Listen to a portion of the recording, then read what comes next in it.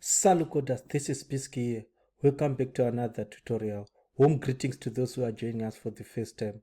So in this tutorial, I want to focus more on the artificial intelligence in Spring Boot.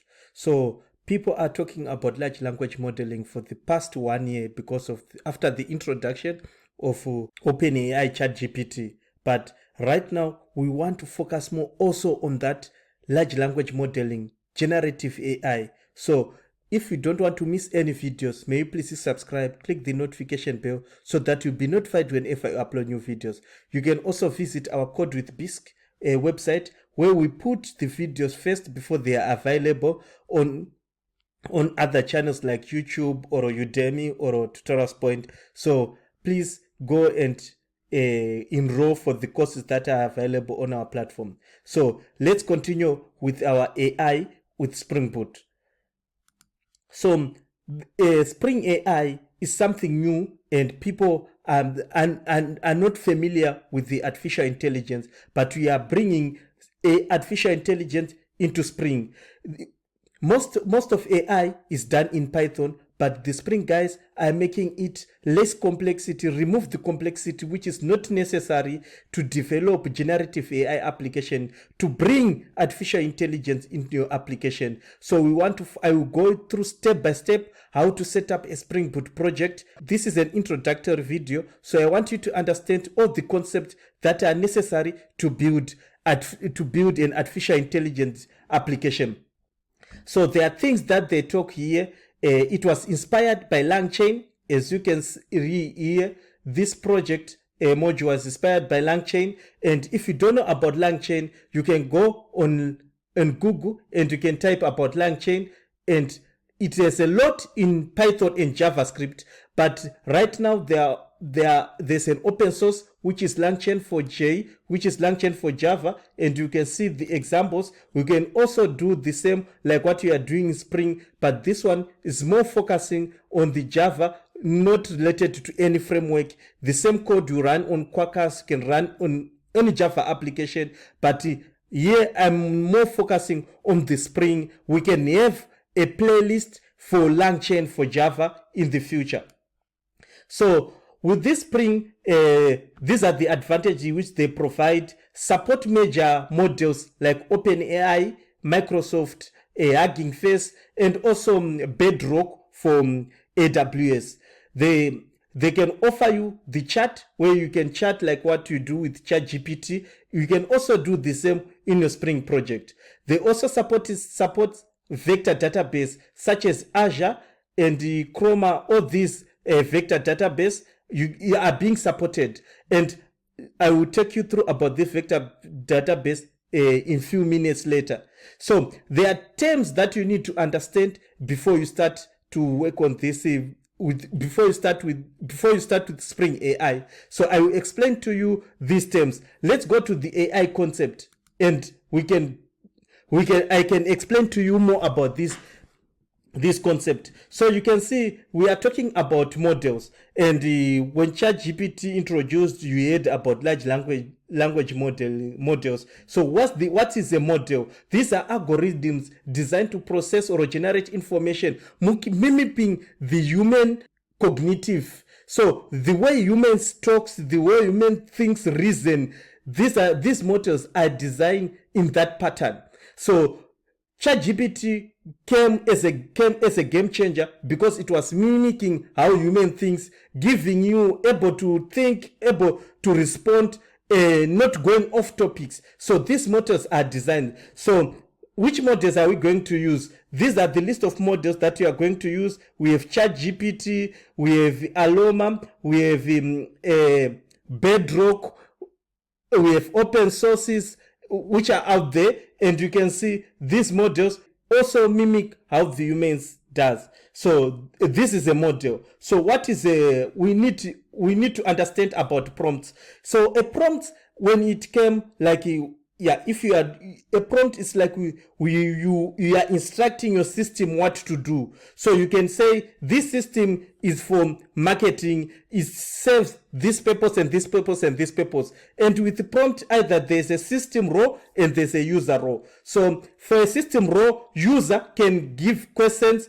to a system and the system responds based on what the system responds. It keep track of history of what was really happening. So this one, we shall have we shall have a separate video for prompts, and also we have prompt templates, whereby it's just the same. We have your template and we are replacing values with this.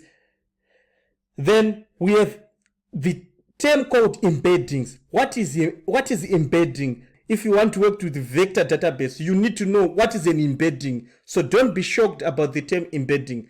Embeddings, let's say we have text, we have images. These images are now transformed into embeddings. These embeddings are like vectors, array of numbers, of doubles. So don't think anything. Embeddings, we are transforming or we are changing a word or image into array of numbers. That's all. That's what you need to know. So if you are saving your data into the vector database, we are saving them as an embedding. When we are doing prediction, similar search, we are looking into those vectors. So that's why we said vector database. So we are that's the crucial part of embedding. So it's fast for unstructured data to look similarities, to do prediction, to do recommendations also. So you can use also these embeddings to look for a product similar to other products. Then we have also tokens. What do you want to know more about tokens? ChatGPT talking about tokens. They talk about frame size. So these tokens, like you ask a question, and this question, you can ask a question, and this question can be converted into tokens, and you get a response and converted it into tokens. So when you are charged about 10,000 tokens, it means the question that you ask plus the result that you asked. In total, you'll be the number of tokens. So you can ask a question, but in your model. So if you ask a question, you have the frame size. If it's allowed like 16K, it means you cannot you can go above 15K tokens. So you can get a result limited to that tokens. So that you need to know more about it. So we also have bringing your data to the AI model. You can get your data from your PDFs, from your text, from anywhere, and you can bring it in your application, and you can now make it reasonable using these AI models. Then we have retrieval augmented generations, which is RAG. Here, thinking of loading the data, splitting this data into documents. After splitting the data, now save them into your database, translate the data. This data can be also from the PDF documents, and you are doing ETL. So this process and everything now involved, like embedding this data, saving the data, retrieving data. So this is what you call a RAG. So we are going to learn more about this in this tutorial, in the next coming tutorials.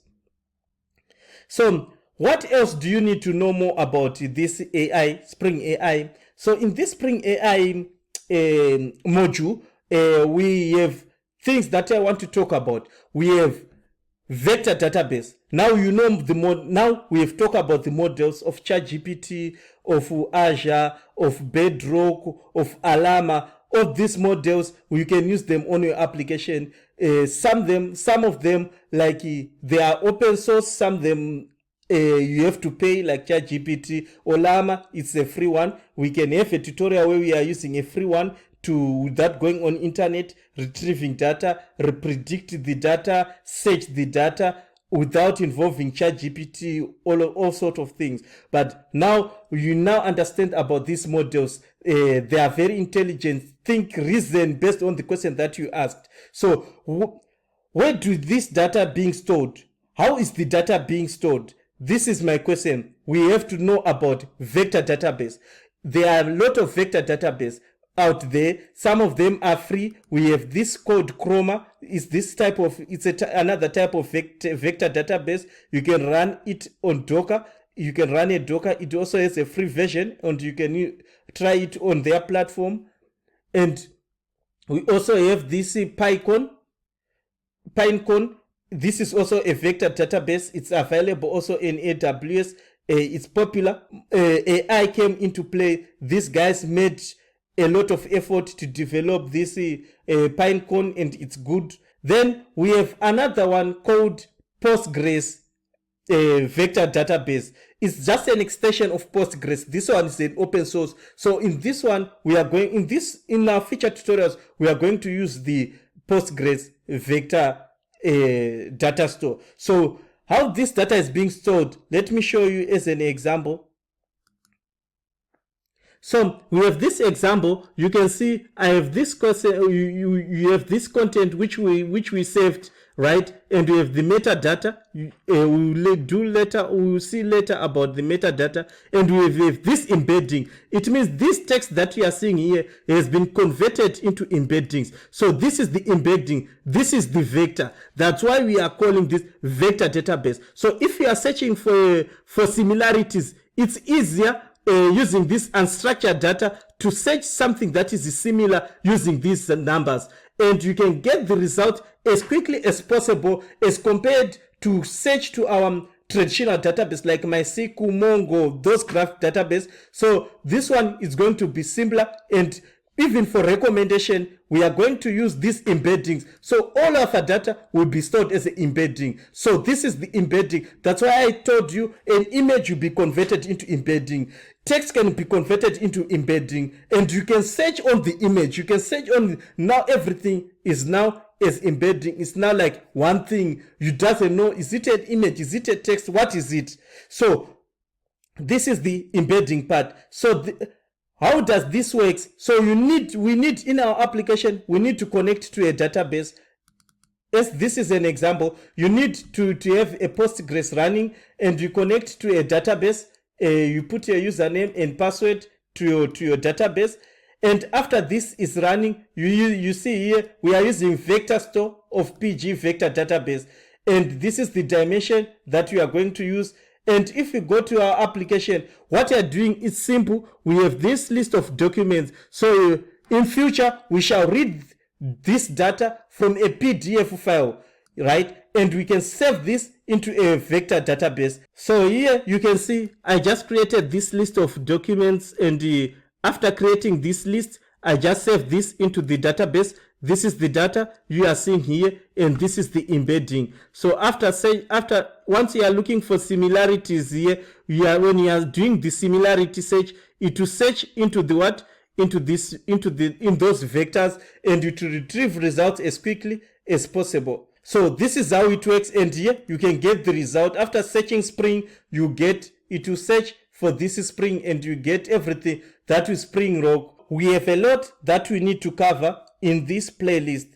This is going to be a Spring AI module, and I'm going through step by step to set up the project to add these dependencies from the models that you are going to use, the vectors that you are going, the vector database that you are going to use, and how to run this database, how your application is going to integrate with this vector database, how to have a sample application, a demo application that does a generative AI, and I'll walk you through step by step in Spring. So let's meet in another video. If you are new to this channel, may kindly subscribe, click the notification bell so that you'll be notified whenever we upload new video. Salut coders.